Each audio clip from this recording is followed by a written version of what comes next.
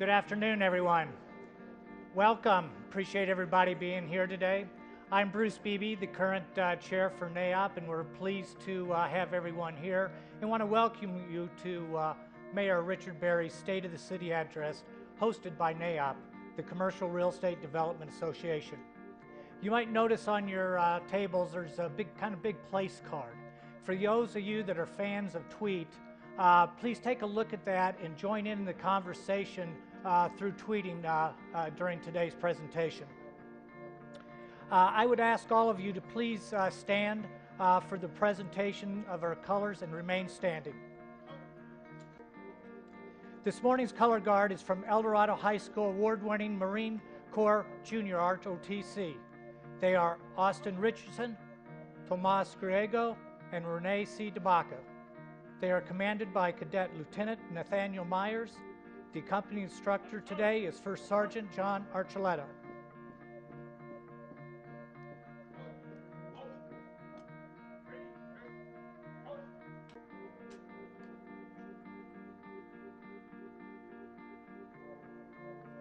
The national anthem will be sung by Catherine Soaps, a native New Mexican who has performed all over the Southwest.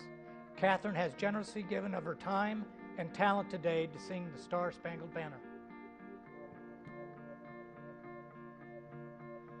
Oh, say, can you see by the dawn's early light what so proudly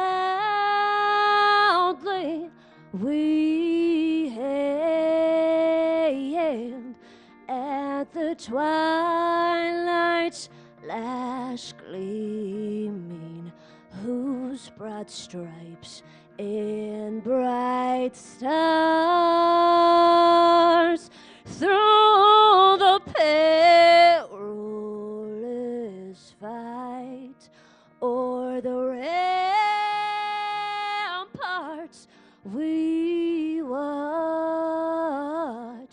were so gallantly streaming, and the rockets regular,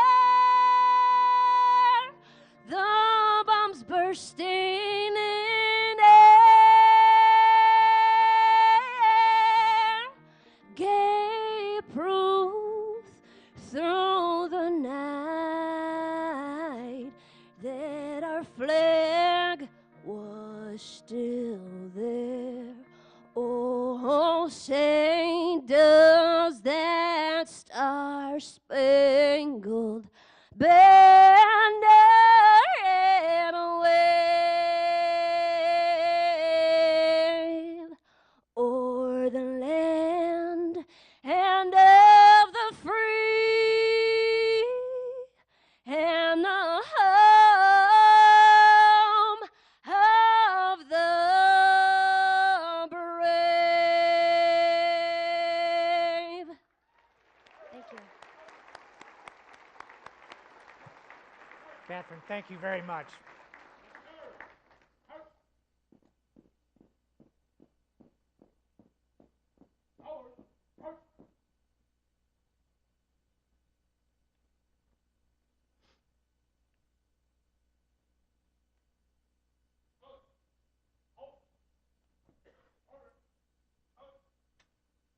If you'd please remain standing for today's invocation, given to us by Albuquerque Police Department, Brian Dennison.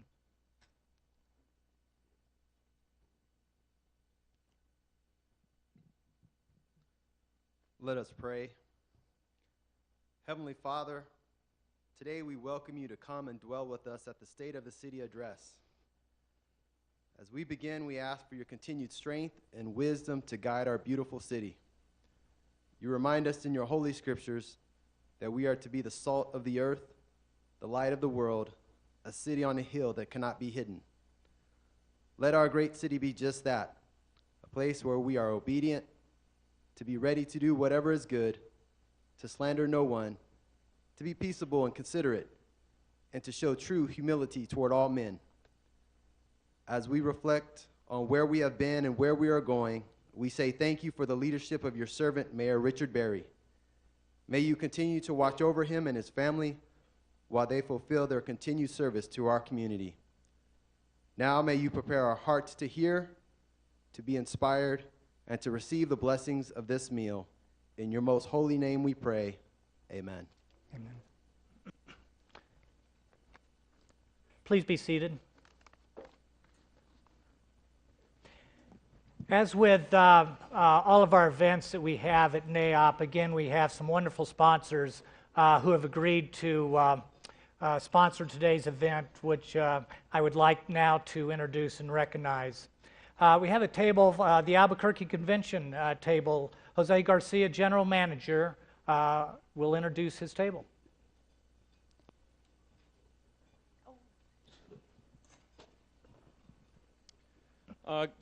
Good afternoon. First, I'd like to thank Mayor Berry. Mayor Berry, thank you for your vision. It truly is inspiring. Lynn, John, and Dina with NAOP. Welcome to the Convention Center. We're just truly honored to be able to have you with us today in our brand new ballrooms. We're in the middle of a $25 million renovation. Thank you, Mayor Berry. And we're excited about what the outcome's going to be. So I'd like to take this opportunity, sort of a shameless pitch, to invite you all to come down, bring your events to the Convention Center, and let us do what we can do every day, day in and day out, to serve your event. So I'd like to take this opportunity to introduce our table here at the Convention Center. First, I'd like to introduce Michael Kraus, Regional Vice President for SMG. Lou Dolly, many of you remember, with SMG. Nancy Marquez with the Albuquerque Economic Development. Thank you, Nancy, for honoring us at our table. Jill Kaiser, our Director of Operations. Keith Reed, incidentally, is also the project manager for the renovation project. Keith, thank you for all your hard work. Easton Garcia with Alliance AV. Alliance AV is responsible for the audio-visual today. Mara Sabers, Sales Manager. Becky Ellis, our Director of Sales. And Marjorie, another sales manager with the Convention Center. So when you do want to bring your event to the Convention Center, these are the three individuals you want to talk to. So again, thank you all for being here, and enjoy your dinner, enjoy the ballroom. More importantly, please enjoy one another. Thank you. Thank you all. And Bank of Albuquerque, a great sponsor, Jennifer Thomas, Chairman and CEO. Apologize, Larry Levy's going to introduce Larry the Levy. Good morning. Thank you, Mayor and NAOP, for letting us be a part of this great event. At our table, we have Francie Monteith, our Community Development Officer, Jordan Harrington, Commercial Banking, Donald Finema, Manager of Corporate Trust, Darren Davis, Commercial Real Estate, Kyle Beasley, Manager of Commercial Banking, Mark Pike, Development Officer for Commercial Banking, Andrew Baca, Commercial Real Estate, and Jessica Austin, Commercial Real Estate. We appreciate it, and thank you all for letting us be a part of it. Oh, I'm sorry, I forgot to introduce Jennifer Thomas, our CEO of Bank of Albuquerque.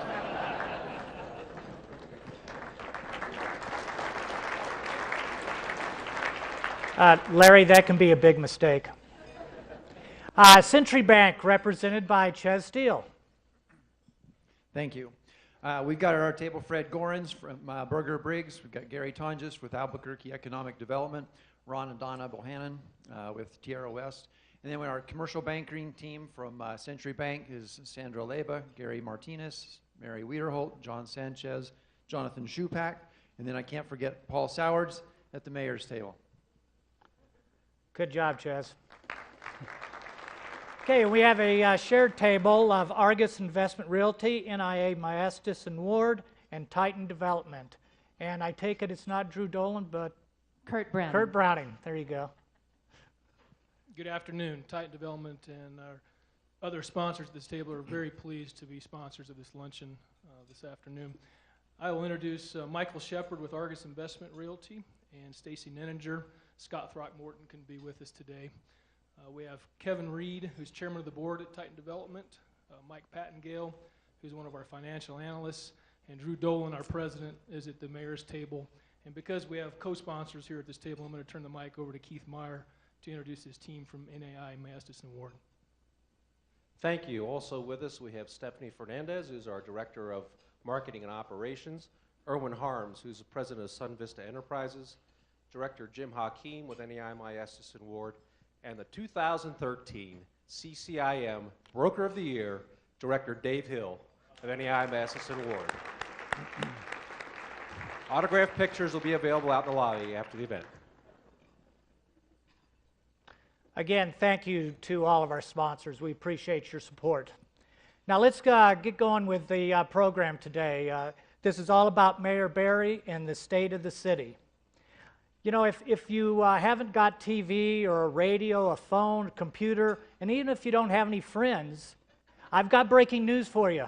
Mayor Berry was elected to a second term by unprecedented amounts.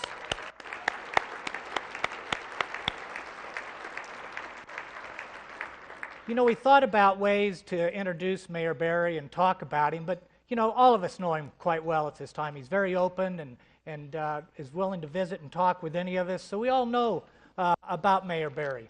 But there's a couple of things that I found that I thought I'd steal from the Albuquerque Convention and Business Bureau's recognition on the city.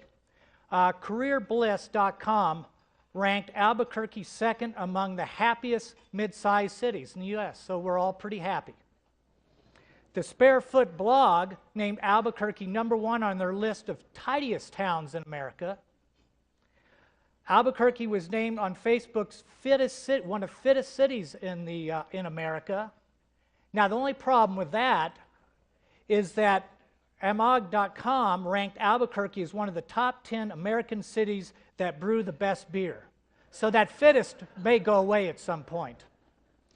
But the one that I really thought of was from FDI Intelligence, ranked Albuquerque among American mid-sized cities of the future. And a lot of that is a vision that's being brought to us by Mayor Berry in his first term and now second term. So please help me welcome to the podium the man responsible to lead us into the future, Mayor Berry.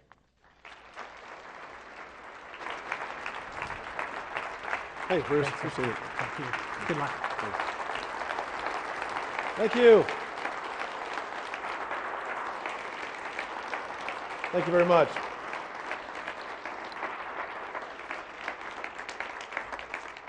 Thank you, everybody. We really appreciate you being here. So many great partners in the room today. So many people that have worked with us over the last 4 years. Even before that, as a local business person, so many of the leaders in this room are making Albuquerque great and keeping it great. So the fact that we've got leaders from government here, from the business community, from our community at large, it really is a great thing for me. Governor Martinez, thank you so much. We have been joined by the governor of our state, the Honorable Susana Martinez.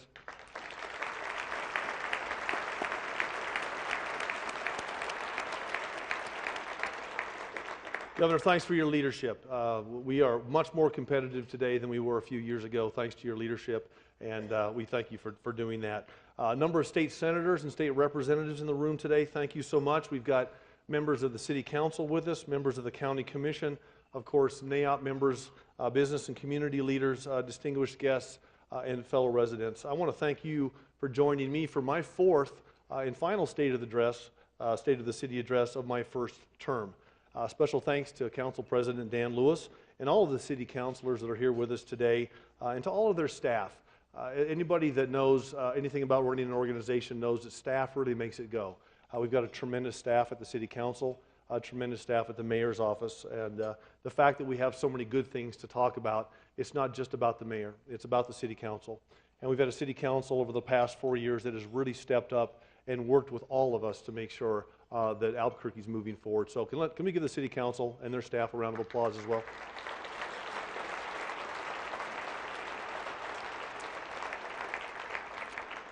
I also want to thank the students from PAPA, from the Public Academy for Performing Arts. They were the young musicians that were outside entertaining you on your way in. Let's give them a round of applause as well. Are they here? And I want to introduce you to my youth council. Many of you at your table are going to have someone from the Mayor's Youth Council sitting at your table. This is a first of its kind council that we put together at the very beginning of my first term, and these kids have done tremendous work. They are going to be live tweeting today about the event, and it's a hashtag State of ABQ. So if anybody wants to tweet, be my guest. I won't be one of you. But you know, we want to thank these kids. They really have stepped up, and they're tremendous, and I know that our future is bright. And if you get a chance to meet them, you'll know why, because we've got a generation of leaders coming up behind us that I think is very special. And finally, I want to thank my family. My beautiful wife, Maria, is with me. My son is in pre-calculus class, I think, because that's where he should be. And so he's not here with us today. But you know, you don't get a chance to do this job, particularly you don't get a chance to do it well if you don't have family support. My wife, Maria, has been there every step of the way. She believes in this city. When I get home and we're after supper and I'm doing the dishes and she's talking about what happened at the city today, if I haven't stepped up to the level that she thinks I should be stepping up, just rest assured, she's there on your behalf, pushing me along as a mayor. So she's absolutely my rock, and honey, I love you very much.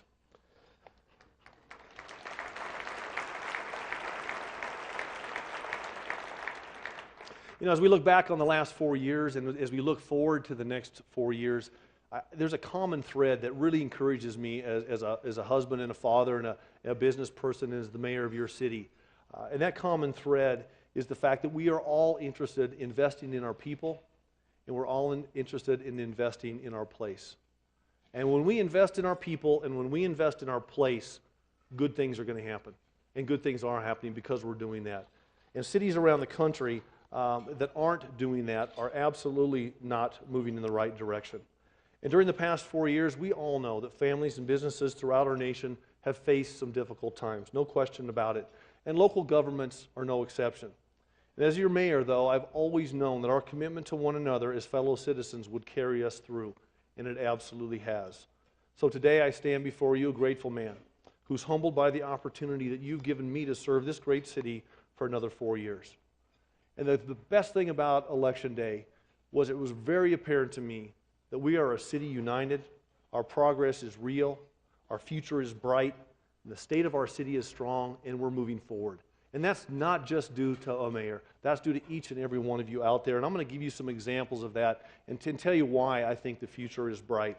And we always rely on indicators, and I'm consistently at the mayor's office asking my staff and those outside of the staff and those on the national level reading articles about indicators. And here's some indicators that I think are very optimistic for Albuquerque. Our gross receipts tax revenues have increased each month over the past 10 months. And so far for the current year, we're about 3.1% ahead of last year. Now that's much better than the national average, and it also tells us that consumers are out there buying goods and services. And that bodes well for the economy. We know that our private sector job growth, the latest statistics show that Albuquerque is ahead of several other regional cities, including cities like Tucson and cities like Colorado Springs that traditionally have had some advanced growth above and beyond Albuquerque. So we know that in a regional standpoint, the city of Albuquerque has job growth in the private sector that is matching or exceeding some of our competitors. Our building permit revenue has grown by 16%, showing an increase in construction activities, and of course that means jobs as well, and many of you in this room are responsible for a lot of that growth. Last year our film office saw $93 million in direct local spending by the film industry. Now that's the best level that we've had for many years in the city of Albuquerque, and I believe that matches one of the highest years that we've ever had. So we know that the film industry has been good. Thank you to the legislators. I was proud to be one of the legislators that supported the film industry. Thank you also, Governor Martinez, for that. We know that, you know, it's not, when you say property taxes revenue is going up, sometimes people don't see that as good news, but as a mayor, I can tell you that indicates to us that the housing market is recovering. I talk to realtors on a regular basis, many of you in this room, and we know that there is a revival in home prices in the city of Albuquerque, and that bodes well for all of us. And thanks to you again in this room, last year, in the last 12 months, our latest report shows that 5,100 jobs were added, and we have had 5 months of consecutive job growth. And that's you. That's you going out and investing your capital. That's you going out and creating one more job, a job at a time. So I'd like you to give yourselves a round of applause. 5,000 jobs in the last 12 months. That's good stuff.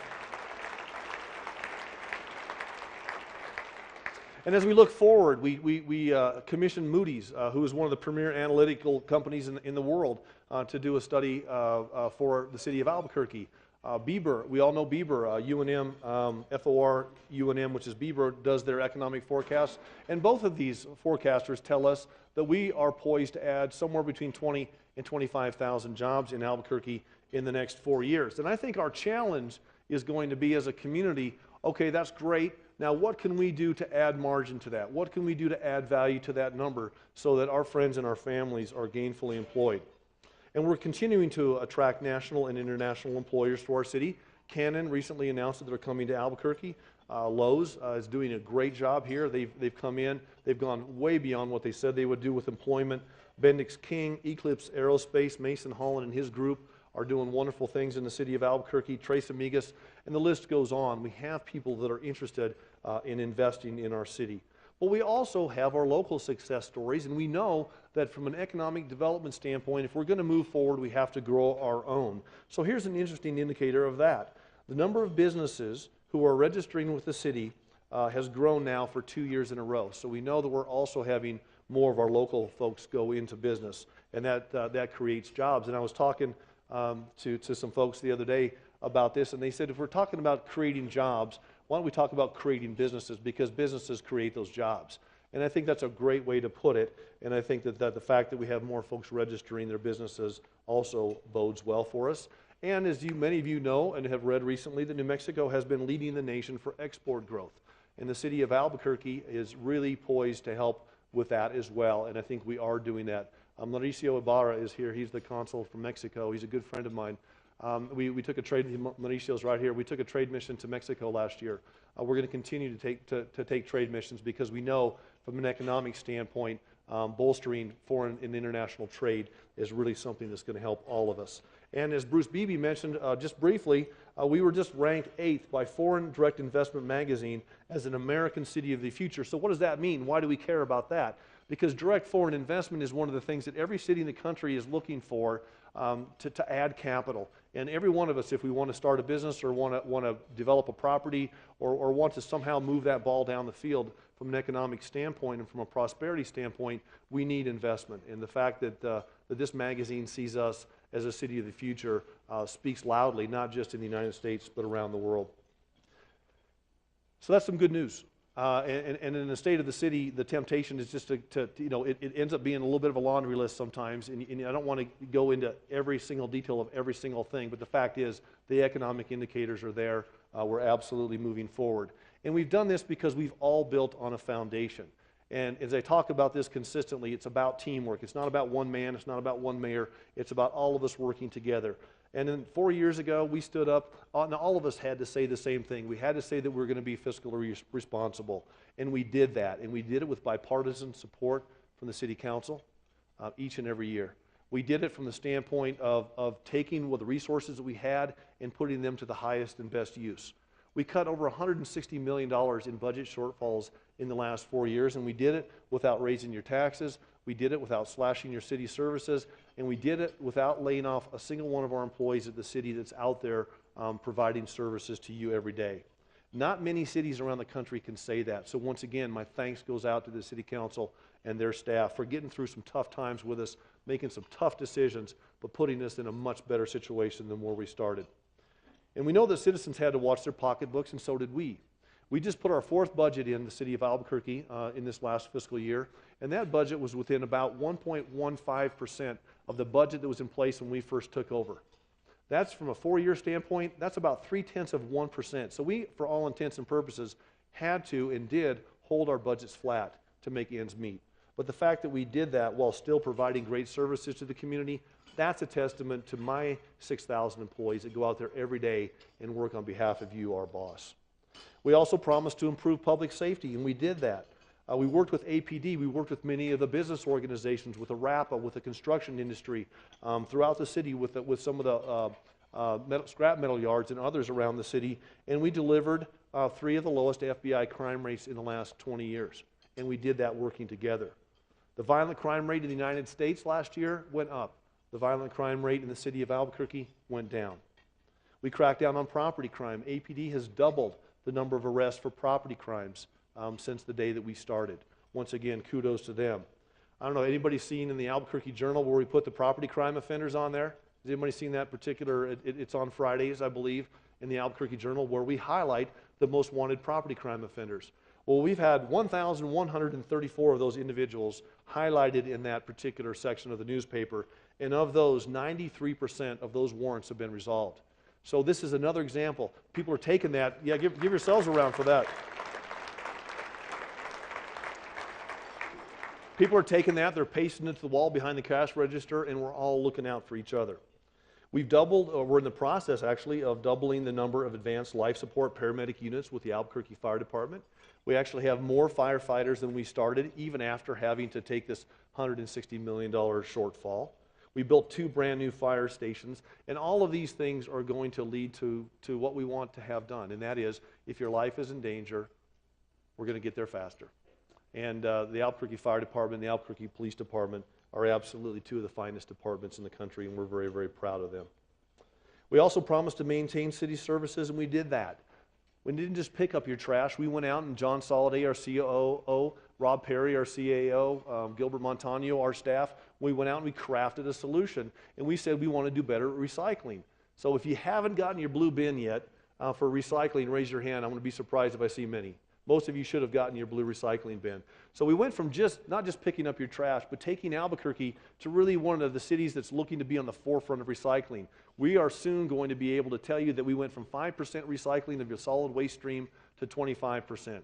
And we'd like to push that up into the 30s, and we think we can do that. So spread the word to your friends and your neighbors about all the things that you can do with that. I know Marie and I are actually looking at calling the city, and this isn't ready to go yet, but we're going to be able to offer you a smaller trash bin for your regular trash now that we have the recycling bins in place, and we're hoping that we're going to have that available fairly soon. Well, we kept our libraries open. We kept our community centers open. We built a new kitchen for senior meal programs. We've added to our youth-oriented programs. We're just out there taking the dollars that you're sending in, and we're doing a great job with them, and that's a testament to all the folks at the city.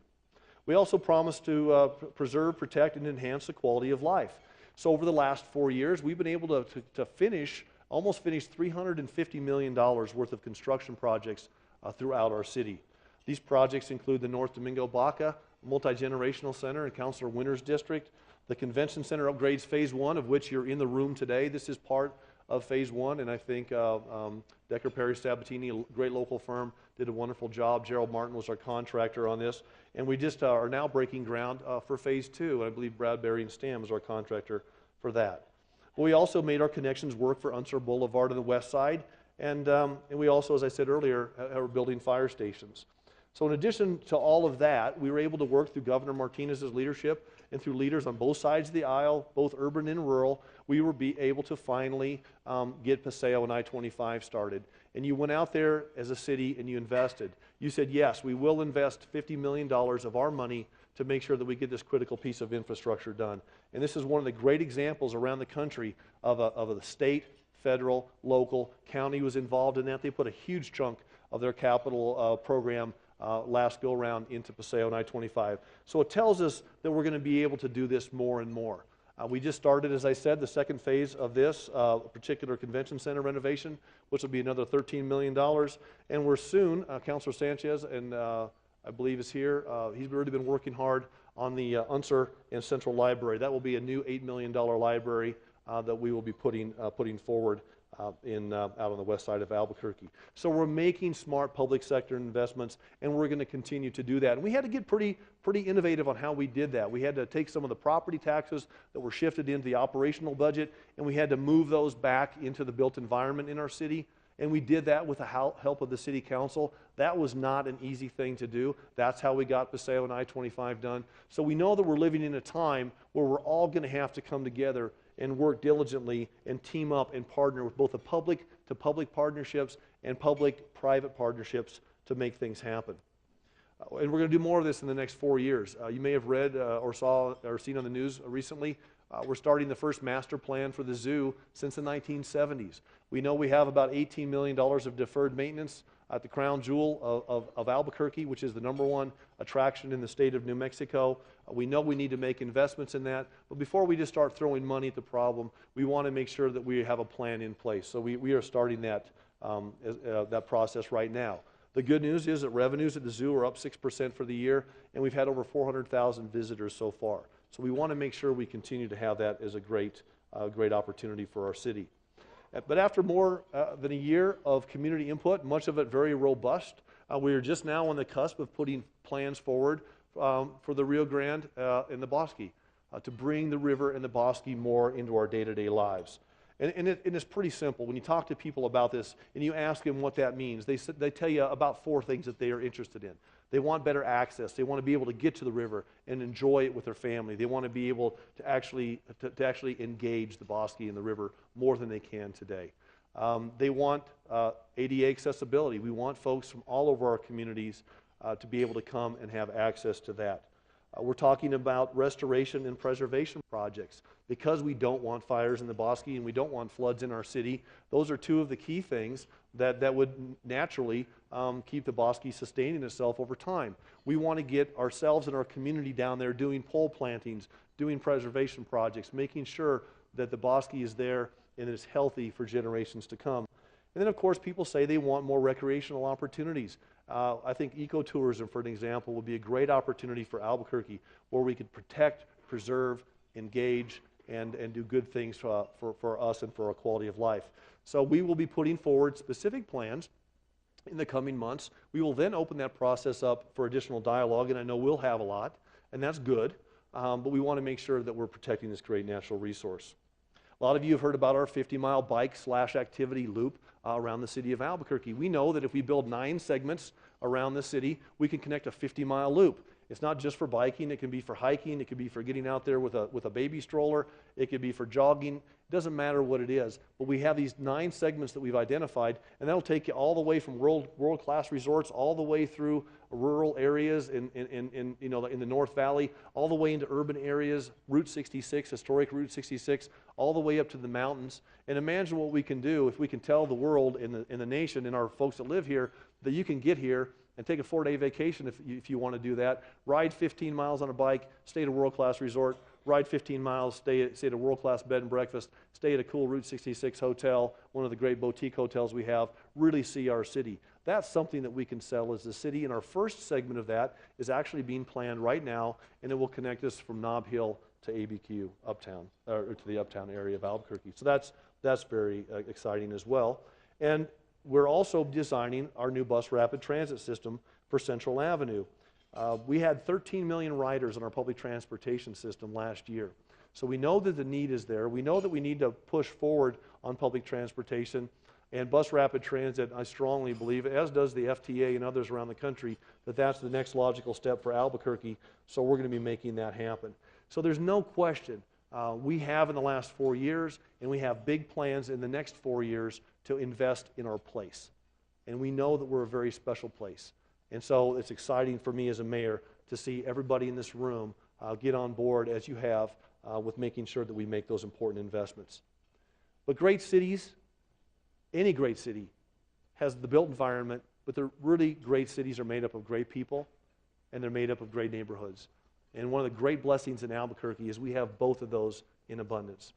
You know, our most important asset is our people. So I'm going to spend the next little bit of the state of the city talking to you about ways that you can help us engage and invest in our people. And there's more than I can mention in one speech, so I'm going to concentrate on 4 of these things. And I'm just going to give you some examples. And we know that education, and the governor knows this, and she's really pushing this as well. Education is so key for the future. And we're at a point in time where we now understand more than ever that your success is dependent on your education, and that's true. But it's also more than ever dependent upon your neighbor's education. So all of these things that we're doing are designed to lift all of our boats together and make sure that our community is moving forward. Example 1 is what we call Homework Diner. It's an interesting program. We started with grant funding, and the program has gotten so successful that even when the grant funding ran out, we now have businesses helping contribute to this. So what's Homework Diner? Homework Diner is a pilot project at Manzano Mesa Elementary School, and it simply means this: instead of taking the time to fix dinner at home and then try to help your kids with the homework, every once in a while we're going to invite you down to the elementary school. We're going to serve meals to moms and dads and to students. We're going to be there with APS volunteers. We're going to be there with volunteers from C&M and volunteers from UNM, and we're going to help you do your homework as a family. and we're going to get you together. So we're going to take a little bit of that hassle off your plate, if you will, for that day, and we're going to try to get you connected and provide a safe and focused academic environment along with a nice family meal. And this has nothing to do with economic status. It's just about bringing families together and understanding that so much of what we need to accomplish from an educational standpoint and a prosperity standpoint really does start right there at the dinner table. And it really does start with reading to your kids. And it really does start simply by asking, did you get your homework done? And the Lord knows that Marie and I, on a daily basis, probably ask if the homework's been done no less than a dozen times. So we know that works. And if Jacob was here, he'd be laughing because he knows that that's important as well. So that's an interesting little program, and it may look small, but it's actually a very innovative thing. A bigger mission for the city that you've heard about recently is Mission Graduate. And we've had leaders from the business community. Jim Hinton, Kathy Winograd are leading that group. I'm in that group, and I'm happy to be in that. But we've got leaders from industry, from government, from educational institutions, from the private and public sector, from organizations that care about our city. And we've set an audacious goal in the city of Albuquerque through Mission Graduate. We want to add 60,000 more college degrees in our community between now and the year 2020. Now, that could be a 2-year degree from C&M. That could be a 4-year degree or an advanced degree from UNM. It could be from Socorro or State or anywhere else that we want to have it. We want you in the city of Albuquerque, people that live here, to have a college degree, some kind of post-secondary education.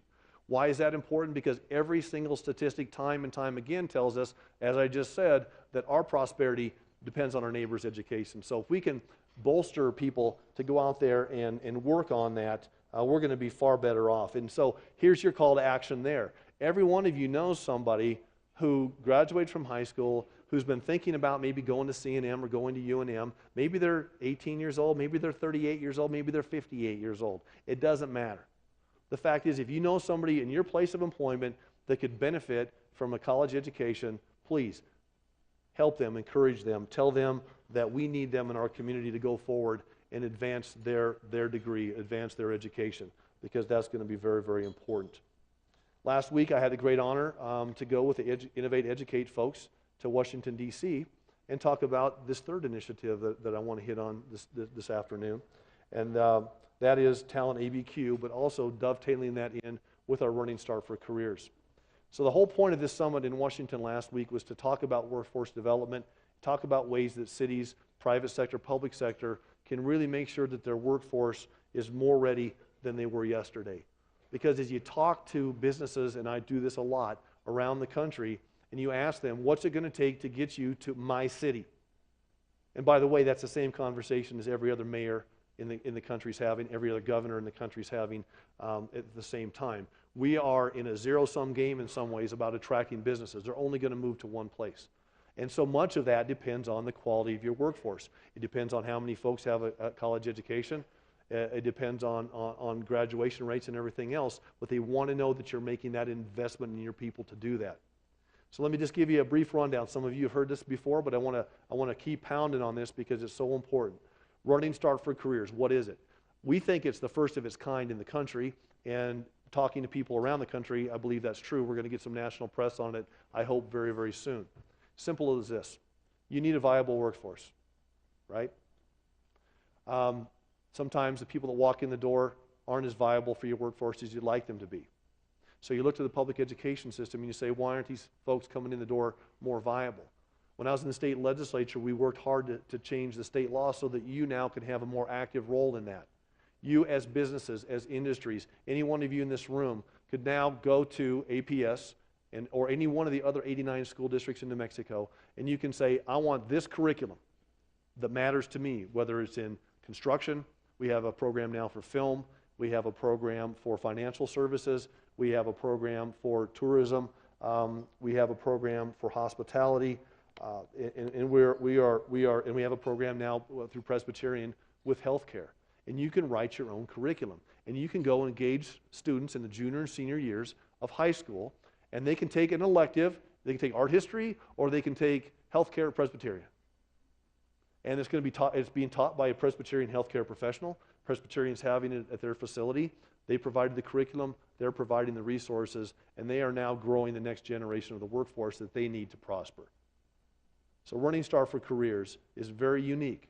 It doesn't supplant a single teacher, doesn't take anybody out of the classroom. It simply brings industry more into the equation earlier. Because if we get folks by the time, and I'm going to talk about Innovate ABQ in a minute, if we get folks by the time they're 30, 40 years old, 50 years old, that's great if we can help them, and it's going to be great when we do help them. But if we can bring that curriculum into the high schools, I think that that's one of the key programs of our first administration that we want to continue carrying forward. Kellogg Foundation's been very generous with us. We have other national funders who want to help us out. So Running Star for Careers, think about it. I don't think we have a single program for real estate. I know there's a lot of real estate folks in the room today. But be thinking about how you can participate in that. Well, we also talked about Talent ABQ, and that's the brand new one that we announced just about a month ago. And that is about skilling up the population in the city of Albuquerque. So there's all kinds of reasons that people may not have the skill sets that they need to walk into your place of business, or a new manufacturer that we're trying to attract, or any other kind of new business, and they have the skill sets that they need. Maybe they got a college degree in something that doesn't really apply. Maybe they made a mistake and dropped out of high school. It doesn't really matter. But if they find themselves where they don't have the skill sets that they need, they can walk into any one of 26 skill-up centers around the city of Albuquerque now, many of which are our local libraries, and they can say, test me. Tell me where I am. And then tell me where I am compared to the jobs that are available in our community. Then we're going to employers like yourselves and others, and we're saying, rethink about how you hire people. If you just have a bunch of boxes that need to be checked, and maybe one of those is a 2-year associate degree, maybe one of those is a 4-year degree, maybe reach beyond that just a little bit. Invite people in that maybe can't check that box, but have been through Talent ABQ and have had their skill sets identified, and you might find some diamonds in the rough. I know with our business, Marie and I, we had some young folks that we took a chance on, and they came in, and one of these young men ended up being my right-hand guy for what I did with our company. And we got him when he was 19 years old, no college degree. And the things that he ended up doing for me eventually would normally have been things that we would want a college degree for. But we got him in the door, we trained him, and then we sent him down the road, and we tried to encourage him to go on and get that college degree. So all of these things can happen in the city of Albuquerque, and they all center around education, they all center around workforce development. And when we do that, people are going to be more and more willing to invest in our city. But next year, we're going to start something brand new. We're going to start a community-wide discussion about prosperity. And I can't stand here today and tell you how it's exactly going to go. But I can tell you how the first meeting went, and it was interesting. Because the prosperity, we don't even know what to call it yet. We don't call it the Prosperity Project or whatever it happens to be.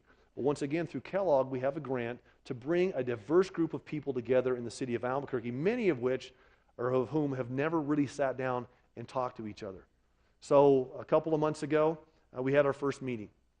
And I invited people that were friends, people that were political, maybe not so much political friends, but we invited people from the business community. We invited people that were interested in education, in community outcomes, many of who, like I say, had never really talked to each other. And we got in a room and we started talking about prosperity and what that means. How are we going to go out in our community, and how are we going to inspire those in our community to actually aspire for more in their personal lives? How are we going to get them to raise their own individual bar? And the fact is, if you ask that question about what prosperity looks like in San Jose or in Morelos, maybe it's a different answer that you get if you ask that question in Tanawan. And that's okay, because one of the things that makes us great as a city is the fact that we are very diverse, and we never want to lose that. But if we can build a roadmap, craft solutions around a broader community-wide discussion, that's what we want to do. So if you would like to be involved in that discussion, or if you know someone that would, we would absolutely love to have you involved. By the way, all of these things that I'm talking about today, if you want to hear more, you can call us at the mayor's office, 768-3000. You can call 311. We'll get you dialed in. If you've got the gumption to join us in what we're doing, and I know you do, or otherwise you wouldn't be sitting in the room today, we need your help. And I know that we have seniors from all over our community who are live streaming today. So all the senior centers today are watching this speech live. So to you, I also want to say we have some great programs for truancy and other things that our seniors are helping us with. We want everybody to get engaged. We're also going to be working on mental health issues. This is going to be a priority in my second term. We were asked recently by the White House, and we were very honored to be asked, to be the very first city to hold a White House summit on mental health issues. We actually did some important work in the first term on this, but we really want to push that. And the administration, the Obama administration, is really making this one of their key points as well, and they're looking for cities to join them. I know we have some very robust discussions that we need to have at the state, local, and national levels about how we can help people get connected with mental health services that we need. And when we do that, good things are going to happen, better things are going to happen. We're going to be able to keep people out of crisis, and we're going to be able to do the things that we should be doing. Heading Home, of course, a lot of you know about Heading Home, our homelessness initiative. We now have over 250 people housed that were chronically homeless, that were medically vulnerable, most likely to die on our streets. And the University of New Mexico, Paul Gehring and his group just handed us a study that basically says that the city of Albuquerque, you as taxpayers, can help the chronically homeless get off the streets for less money than we can let them live in crisis on the streets underneath an overpass. That's a sea change. That's something that, now we have cities around the country coming and asking us how we did that. And we're going to be able to show them. Anaheim, California was just in town asking us. I think Raleigh, North Carolina is going to come in next. We've done national webinars about how to tackle tough issues. And I don't think, and I'm going to brag on the city a little bit, I don't think we could have done this just in any city in the country. I think that the fact that Albuquerque has a huge heart and the fact that we're willing to reach out and help our friends and neighbors when they're truly in need really speaks volumes about our community. And I think we have retired Lieutenant Colonel Pat Gadsden, Army, retired, in the room today. There she is. She's standing up right here.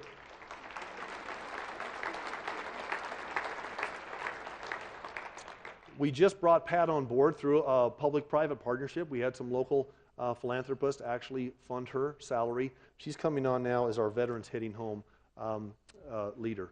And so she's going to join our team, and she's going to concentrate on returning veterans, particularly women veterans. We have women veterans that are returning to our city and cities around the country now who maybe they joined the National Guard and they thought, well, this is a great second income. And after about their second or third deployment, they come home and they've got kids to take care of and they've got families that have had to suffer through that or divorce or whatever it happens to be. And we've got some returning heroes that are really living in crisis. And so the city of Albuquerque is going to take another lead on that.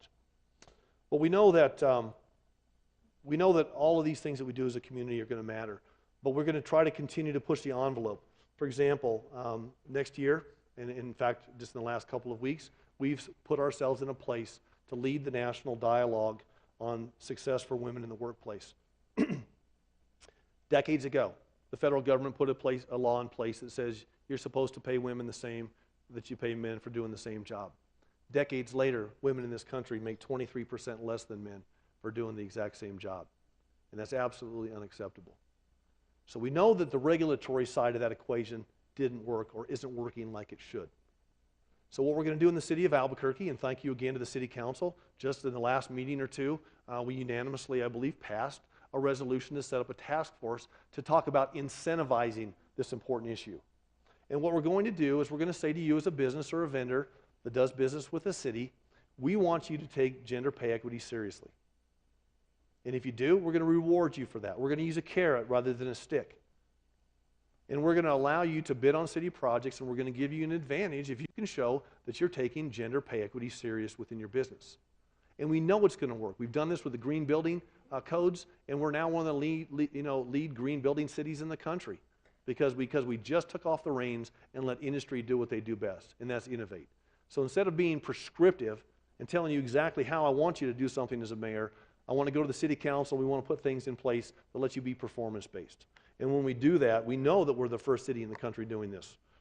We had Martha Burke working with us, and she's a national expert on this, and she tells us that we are the first city. So it's the right thing to do, and once again, we're going to lead the nation in this. So be thinking about this a little bit.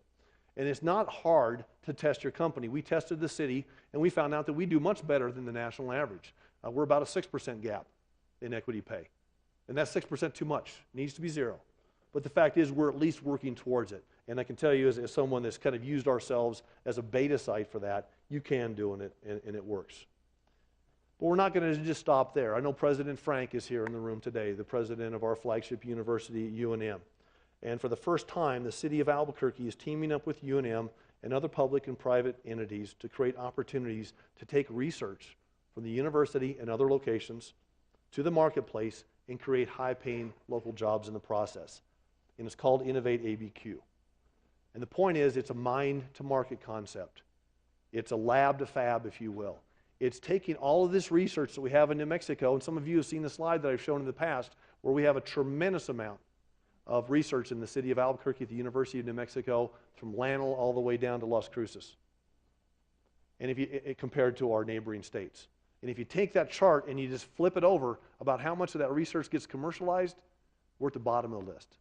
So we got the most research funding and the least amount of commercialization. So Bob Frank and his team at UNM have come up with, I think, an absolutely fantastic idea. And Innovate ABQ will incorporate and connect leading-edge institutions like UNM with leading-edge innovation firms and supporting and spin-off companies, our business incubators, mixed-use housing, offices, retail, entertainment options, and 21st century amenities. And the whole point is that time and time again, research shows that if you get creative, energized people, big thinkers in a very small space, in fact, the radius is about a mile. You get them within a mile of each other, good things are going to happen, synergy is going to happen. So thanks again to the City Council and to the voters of Albuquerque. We have a $2 million investment that we're going to put in, and we're hoping that that leads to the purchase of the First Baptist site. We can then connect that site to the university through transportation. We're in the process of putting a digital backbone down Central Avenue that will run right in front of that, so we can have some of our private sector partners jump on that digital backbone that we've invested in as a city and connect us all better. We also have the rail yards project that we're continuing to push forward to. So when some of that research gets invented, it gets commercialized at Innovate ABQ, we can then go right down the street and at the rail yards or any one of your other places around the city of Albuquerque, we can start making that. And that's good news for everybody. And so it's going to take public-private partnerships. And we have one of those private partners in the room today. So I'm not the only guy that's excited about this. We have somebody in the room today. His name is Mr. Terry Laudick. Terry's from New Mexico. I wrote it down, Terry. It's New Mexico Educators Federal Credit Union. And what Terry and his board of directors just did a couple of days ago is they stood up and said, we're going to put $3 million into Innovate ABQ. Terry, would you stand up? Let's give you a round of applause.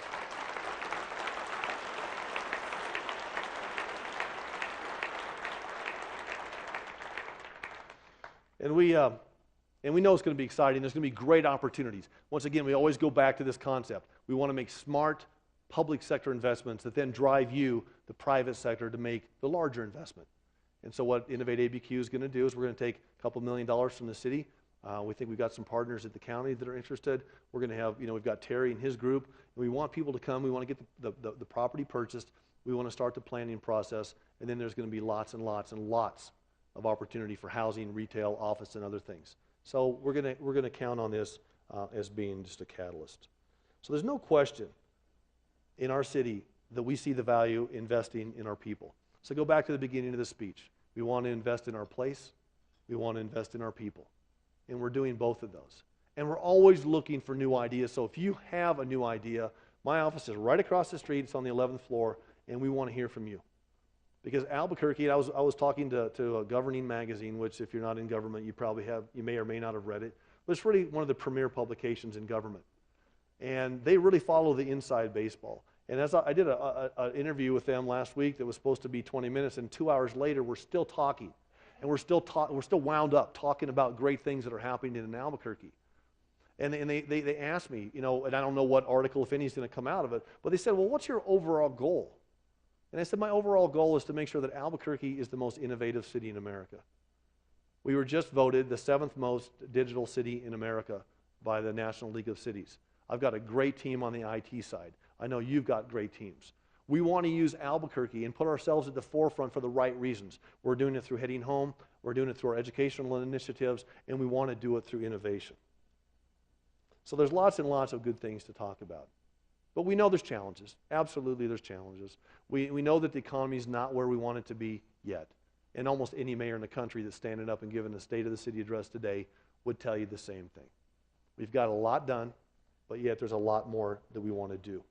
One of the things that we want to do is we want to continue making public safety a priority. Just a couple of days ago, we saw firsthand what kind of a police and fire department we have and what kind of a sheriff's department we have in Bernalillo County in the city of Albuquerque. We had 4 officers that were shot protecting you and me and our families. And we want to make sure that we are continuing to have one of the finest departments in the country.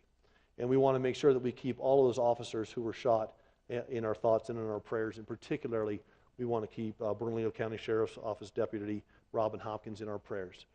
She's struggling with some serious injuries, and we want to make sure that she knows that we're building her up, that we really appreciate everything that she and the entire Sheriff's Department has done. But one of the things that we need to do that is we need to keep our numbers up in the Albuquerque Police Department.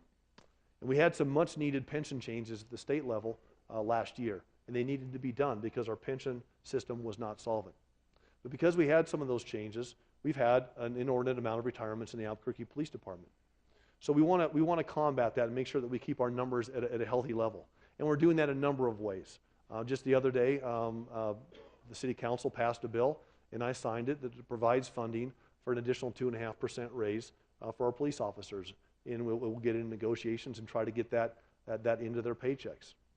And it also has recruitment and it has retention issues in it. But we're going to go to the legislators this year, and I know there's a number of legislators in the audience today, and we're going to ask you to also help us with what we call a DROP program, which is a deferred retirement option plan for officers. So it incentivizes them to stay on the force for an additional 5 years, past the 20 years when they could normally retire, or it allows us to bring the best and brightest back, take that experience and put them right back on the front lines of our police department. We're going to continue to invest in public safety through the fire department. We're going to continue to invest in public services. We're going to continue to invest in critical infrastructure. We're going to continue to invest in quality of life. All of these things are going to put Albuquerque at the forefront and keep us where we need to be. And it takes bold leadership and it takes determination.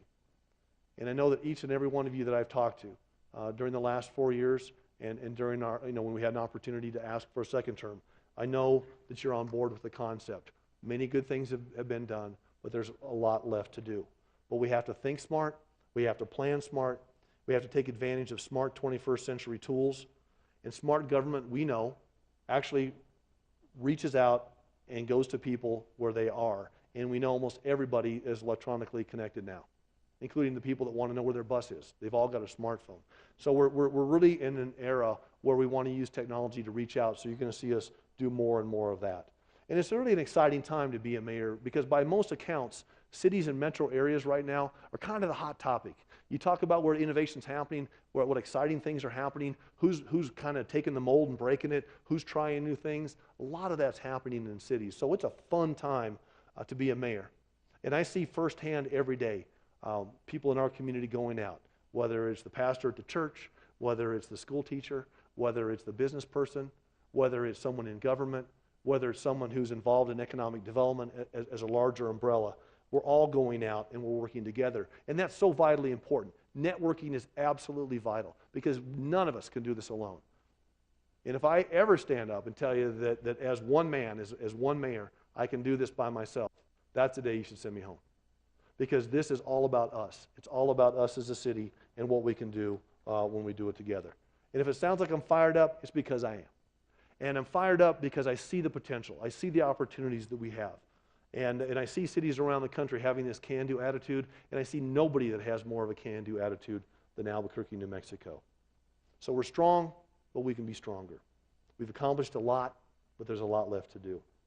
There's important initiatives that need your support at the ground level. We need you to step up. We need leaders. We need leaders at the kitchen table doing the homework. We need leaders in the boardroom. We need and we have leaders on the city council. We need leaders in the legislature. We've got a great governor. We have all the parts and pieces that we need. We have great community organizations. I see some of the folks from YDI here, Chris and his group. We've got all the parts and pieces. And Albuquerque is a very special place, and we need to make sure that that's special for future generations. So thanks again for your time today. Thank you for giving me and my family an opportunity to serve this great city. We're grateful for the chance that you've given us. We wish you a very healthy, happy, and prosperous 2014. So God bless and have a great day. Thanks for coming.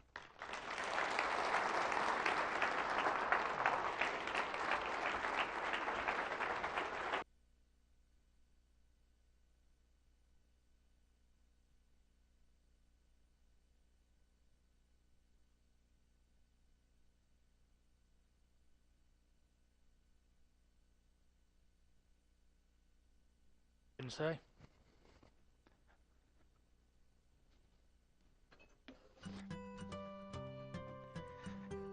Mayor, thank you very much. We appreciate your service.